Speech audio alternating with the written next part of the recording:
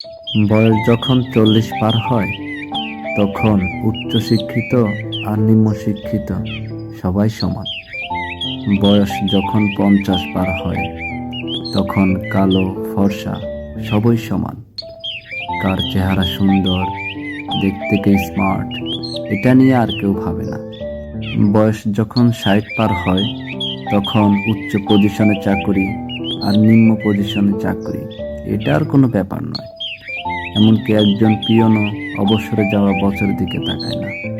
বয়স যখন 70 তখন আপনার বড় ফ্ল্যাট, বড় বাসা কোনো গর্বের বিষয় না, বরং বাসা বড় হলে সেটা মেনটেন করাই কঠিন।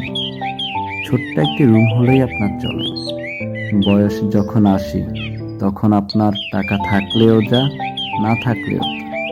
আপনার টাকা খরচ করার ইচ্ছা হলেও সেটা খরচ করার জায়গাও খুঁজে পাবেন না। বয়স যখন 90 আপনার ঘুমানো আর জেগে থাকা একই। আপনি জেগে ওঠার পর কি করবেন আপনি নিজেও জানেন না।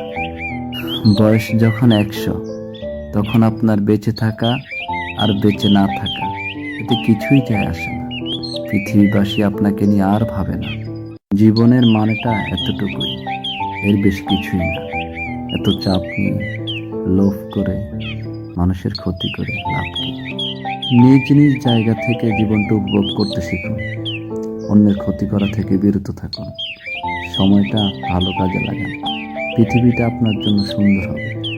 আর সেজন্য মস্তিষ্কের পুরাতন চিন্তা চেতনাকে ধুয়ে পরিষ্কার করুন।